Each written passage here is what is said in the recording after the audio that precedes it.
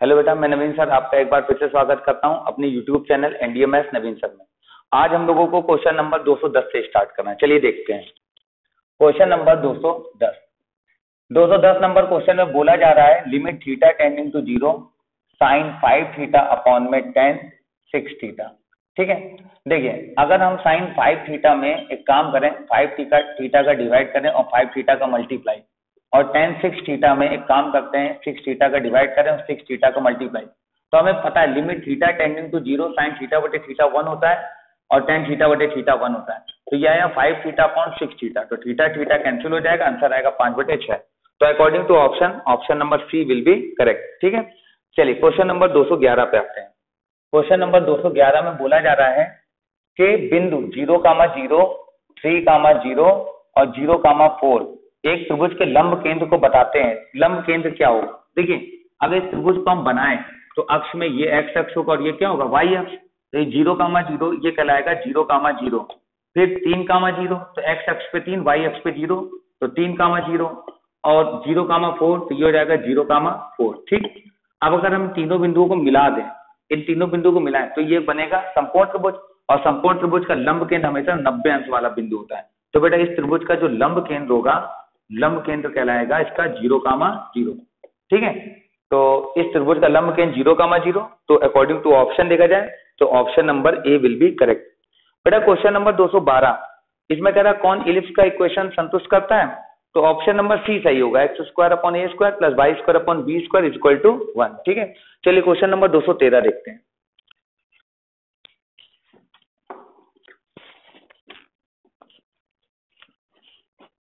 Question number 213 number question में बेटा बोला जा रहा है a, b प्लस c, फिर बोला जा रहा है b, c प्लस a, फिर बोला जा रहा है c, a प्लस b। देखिए कह रहे हैं त्रिभुज का क्षेत्रफल क्या है। तो एक काम करिए, अगर हम a b c से करेंगे तो हमें थोड़ा सा समय लग सकता है, लेकिन अगर हम a का मान 1 मान लें, b का मान 2 मान लें और c का मान सपोज 3 मान लें, तो ये हमारा बनेगा 1, 3। b का मान हमने 2 माना है तो यहाँ 2 रखिए, c प्लस a 3 और 1 4 बनेगा। c का मान हमने क्या मान रखा है 3, a प्लस b, तो ये 1 प्लस 2 हम लोग लिख देंगे 3, तो ये आएगा 3, 3। देखिए c का मान हमने 3 मान रखा है, a और b को अगर जोड़ेंगे तो 2 और 1 3 बनेगा। देखिए त्रिभुज का क्षेत्रफल निकालने की एक ट्रिक होती है, आप इनमें से किसी को भी 0 बना लो। तो हम एक काम करते हैं, हम बीच वाले को 0 बना लेते हैं, तो इसको -2 -4 इसमें जोड़ दें तो 0,0 बनेगा। तो फिर ये हर जगह जोड़िए, -2 -4 -2 -4, तो ये आ गया 1, -1 और ये आ गया -1, -1। ठीक, दूर वाले में दूर वाले का गुणा कर दें, -1 1 आ जाएगा। पास वाले गुणा कर दें तो देखिए -1 बीच में पहले से लगता है, लेकिन प्लस माइनस माइनस तो यहाँ पर एक माइनस और आ जाएगा। ठीक है, तो ये देखिए -1 × -1 करेंगे तो आ जाएगा +1, और -1 × 1 करेंगे तो कितना हो जाएगा -1, तो माइनस माइनस प्लस, और डिवाइडेड बाई क्या होगा 2, 2/2 इक्वल टू क्या निकल के आएगा 1। ठीक है, चलिए एक बार फिर से देख लेते हैं। हमने a का मान क्या निकाला 1, और b का मान 2 माना, c का मान क्या माना 3। तो a का मान 1 तो b का मान ये मान तो जोड़ा, ये कितना आएगा 3, 2, 5। सॉरी बेटा थोड़ा सा गलती हो गई, यहाँ पर 5 आएगा। तो जब 5 में से 4 ये माइनस होगा तो क्या आएगा +1 आएगा। ठीक है, तो जब -1 का गुणा +1 से होगा तो +1 आएगा, और माइनस +1 × +1 तो ये +1 आएगा। तो ओवरऑल ये क्या बन के आएगा 0। तो जो नंबर हमने माने थे उसके अकॉर्डिंग हमारा आंसर क्या निकल के आ रहा है 0। तो अगर हम ऑप्शन को मैच कराएं तो बेटा ऑप्शन नंबर ए हमारा बिल्कुल सही होगा। ठीक है, तो देख लीजिएगा, कैलकुलेशन बिल्कुल करेक्ट करिए, आंसर बिल्कुल करेक्ट आएगा। और ये ट्रिक होती है कि दूर वाले से दूर वाले का गुणा माइनस पास वाले से पास वाले का गुणा डिवाइडेड बाई 2, तो ये आंसर निकल के आएगा बेटा 0। चलिए क्वेश्चन नंबर देखते हैं 214। देखिए क्वेश्चन नंबर 214, क्वेश्चन नंबर 214 में बोला जा रहा है x² + y²। क्वेश्चन नंबर 214 में x² + y² + 2x + 2y - 8 = 0 के व्यास की लंबाई क्या होगी। देखिए व्यास की लंबाई निकालने के लिए आप पहले रेडियस निकाल लीजिए। तो रेडियस का फार्मूला होगा अंडर रूट के अंदर g² + s² - t। 2g = 2 तो g = 1, 2f = 2 तो f = 1, और c का मान है -8 तो माइनस प्लस 8, 1 9 और 1 10, ये आ जाएगा अंडर रूट 10। तो r आ गया अंडर रूट 10, तो इसका जो व्यास होगा डायमीटर होगा वो होगा 2r, तो आंसर आएगा 2√10।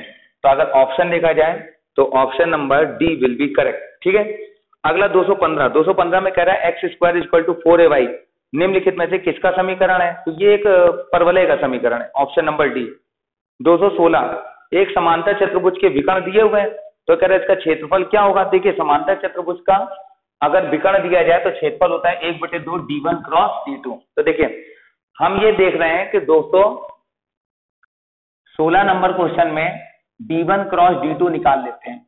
तो आप लोगों को बुक पे क्वेश्चन तो सभी के पास है, क्वेश्चन दिख रहा होगा, तो i j k। अब देखिएगा पहला जो d1 है, जो पहला विकर्ण है वो है 3i j माइनस 2 के, 3 1 माइनस 2, और यह है i माइनस 3j प्लस 4 के, तो 1 माइनस 3 है 4। चलिए निकालते हैं, जब i लेंगे तो ये कैंसिल तो आएगा 4 और माइनस 3 दूनी 6, माइनस j लेंगे तो ये कैंसिल और ये cancel, 4 3 12 minus minus plus 2, plus k लेंगे तो ये कैंसिल और ये कैंसिल, 3 3 का 9 तो माइनस का 9 माइनस का 1, तो ये आ जाएगा 6 में 4 हटाएंगे माइनस का 2i, 12 2 14 माइनस का 14j, 9 और 1 10 माइनस का 10k। ठीक है, तो ये निकल के आया d1 क्रॉस d2, लेकिन एरिया होता है 1/2 मॉड d1 क्रॉस d2। तो देखिए भाई क्या करेंगे 1/2, अब अंडर रूट के अंदर 2 दूनी 4 और 14 का 196 हो जाएगा और प्लस 10 का हो जाएगा कितना 100। देखिए इनको जब हम ऐड करेंगे तो ये हो जाएगा 196 प्लस 4 200 200 प्लस 100 300, तो ये जाएगा 1/2 अंडर रूट के अंदर 300, तो इसको लिख सकते हैं 10√3/2, तो 2 पंचे 10, ये आएगा 5√3। तो अकॉर्डिंग टू ऑप्शन अगर देखा जाए तो option number C will, according to option देखा जाए तो option number D will be correct. ठीक है, तो ऑप्शन नंबर डी बेटा आंसर होगा। ठीक, तो आप समझ गए होंगे, सिंपल कैलकुलेशन, इसको हल करेंगे आंसर आ जाएगा हमारा। ठीक, चलिए क्वेश्चन नंबर 217 पे आते हैं। 217 क्वेश्चन नंबर 217 नंबर में बोल रहा है बेटा 217 नंबर इसमें मिस है, 218 नंबर दिया हुआ, क्योंकि जो 216 नंबर क्वेश्चन है उस पर 2 क्वेश्चन नंबर एक साथ पड़ गए, 216 217, वो क्वेश्चन एक ही है बेटा, उस पर 217 लिखा नहीं है, तो हम 218 के अकॉर्डिंग चलेंगे। 218 नंबर देखिए, ए और बी की स्थिति में क्रमशः इस प्रकार है कि 2i माइनस j और माइनस 4k। तो हमने ये ए का स्थिर सदिश है तो कोई वेक्टर होगा, और बी का स्थिर सदिश है तो वेक्टर होगा हमारा 6i minus 3j plus 8k, 6i minus 3j plus 8k। Clear? अभी हमसे कह रहा है कि ये बताएं कि ए बी की लंबाई क्या होगी, तो पहले ए बी निकाल लीजिए। ए बी होता है OB माइनस OA, तो OB माइनस OA का मतलब है बी से इसको घटाएं, तो हम लोग लिखेंगे 6i माइनस 3j प्लस का 8k, इससे माइनस करेंगे हम लोग इसको 2i माइनस 9j माइनस का 4k। अब देखिए 6i माइनस 2i मतलब 4i minus minus plus 9j से 3j जब घटेगा तो आएगा प्लस का 6j माइनस माइनस प्लस 4 और 8 4 12k। अब देखिए हम ए बी का होल मॉड निकालेंगे, तो ए बी का होल मॉड आएगा अंडर रूट के अंदर 4 चौक 16 36 और 144। देखिए अगर इसको जोड़ा जाए तो देखिए क्या आएगा, अगर इसको जोड़ते हैं तो 6 4 10 10 6 16 की 86 लगा 1 4 1 5 5 3 8 और 1 9 और 1, तो ये आ गया अंडर रूट के अंदर 196 और 196 का अंडर रूट होता है 14। ठीक है, तो अगर अकॉर्डिंग टू ऑप्शन देखा जाए तो ऑप्शन के according option number B correct होगा, बी करेक्ट होगा। देखिए क्वेश्चन नंबर 219, एक पासे पर एक पासा और एक सिक्का उछाला जाता है, तो सिक्के पर टेल है तथा पासे पर विषम संख्या आने की प्रायिकता। देखिए सिक्के पर टेल है, इस बात की प्रायिकता होती है 219 नंबर क्वेश्चन में 1/2, और पासे पर विषम है तो विषम अंक का मतलब होता है 2 4 6, तो पासे पर विषम है। देखिए अगर हम इस चीज को हम आपको समझाएं तो देखिए टेल आने की प्रोबेबिलिटी तो 1/2 है, और पासे पर ऑड नंबर है तो ऑड नंबर 3 होते हैं, 2 4 6, तो 2 4 6 का मतलब ये हुआ कि 3/6, तो इस बात की प्रायिकता होगी 1/2, तो 1/2 गुणे 1/2, तो आंसर कितना निकल के आएगा 1/4। ठीक, तो ऑप्शन के हिसाब से ऑप्शन नंबर बी हमारा करेक्ट होगा। चलिए question number 220, question number 220,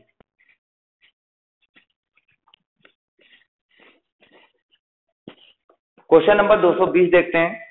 220 number question में बोला जा रहा है limit x tending to infinite x plus 2 upon x square plus 2x। देखिए हम इसमें पहले एल हॉस्पिटल रूल लगाते हैं, तो x का 1 हो जाएगा, x का 0 हो जाएगा, ये 2x और प्लस 2 आएगा, और लिमिट क्या है x टेंडिंग टू इनफाइनाइट। देखिए अब इस क्वेश्चन पे नीचे x बचा ही रहेगा, नीचे का x गायब नहीं हो सकता, तो अब हम यहाँ पर अनंत रखेंगे, तो ये बनेगा 1 अपॉन अनंत, और हम जानते हैं 1 अपॉन इनफाइनाइट का वैल्यू क्या होता है 0। तो according to option number 1 will be correct. तो बेटा ये आज का क्वेश्चन आखिरी था, और अगली वीडियो में हम इसके आगे का डिस्कस करेंगे। Okay, thank you very much.